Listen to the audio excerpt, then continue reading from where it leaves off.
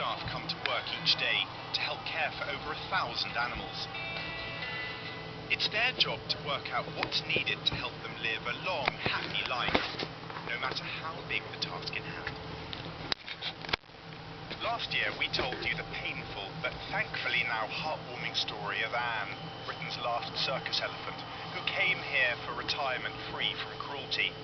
Since then, the keepers have remained committed to her rehabilitation, and she's continued to surprise everyone with her progress.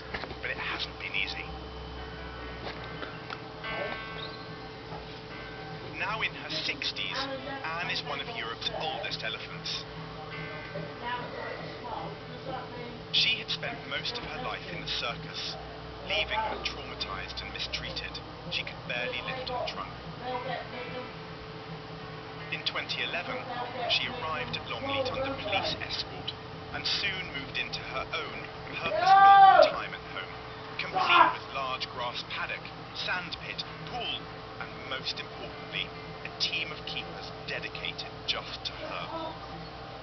They have worked tirelessly to improve her body and mind.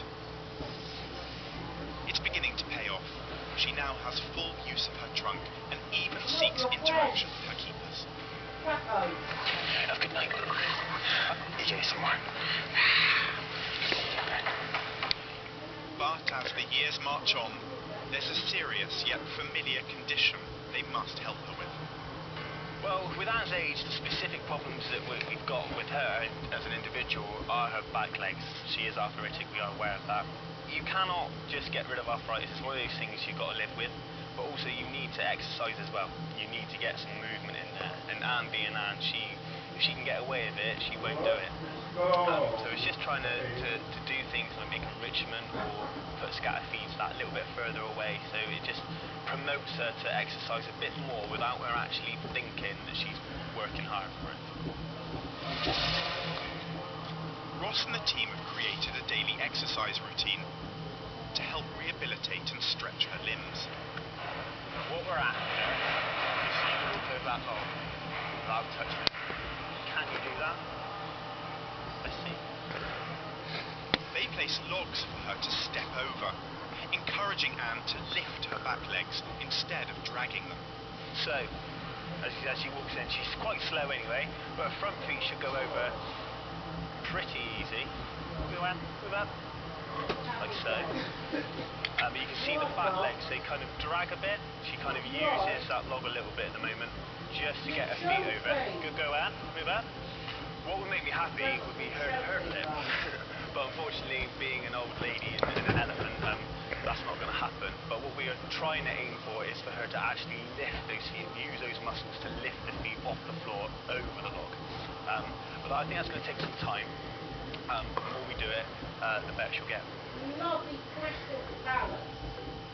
It's a complex problem, so they've enlisted the help of an expert in the field, animal osteopath Tony Nevin. He's been treating humans and animals for over 25 years. Clever technology allows him to begin his examination from outside the enclosure. This is an infrared thermal imaging camera. It basically just reads the heat signature of living tissue. Now, with Anne, we know she's got particular problems, and it's a nice way of looking at her without having to do really invasive tests. Hot areas show up as red and white. They indicate a loss of blood flow, which can signify pain, while dark colours can indicate a lack of blood flow and potentially different problems. Her trunk is really hot, which you'd expect. There's lots of muscles in there. Her tail is perpetually cold, but sort of from halfway down it's pitch black.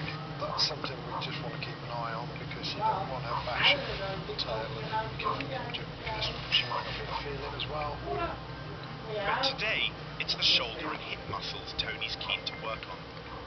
A little bit warm over the base of her, sort of where her spine and pelvis meet, and this is one of the reasons why I want to get her lifting her back legs a bit more, so she's not just working that part of the back, she's actually flexing the legs a little bit more. The problem area identified, Ross and Luke start getting her loosened up with a jumbo spa treatment. We use a pressure washer, so that helps with the muscles and stuff. It just means that we can get that blood flowing, and she's warmed up, and we can really see then what we need to attack, if anything, any problems shows up a bit more when she's had a nice warm bath. Osteopathy involves the careful manipulation of muscles and joints to try and increase mobility, relieve muscle tension, and enhance blood supply to tissues. By gently working like this, I can just work with her and see where she wants to lean. 3+ ton of animal. How am I going to be able to affect this? So you have to sort of think outside the box and use her weight to do a lot of the work.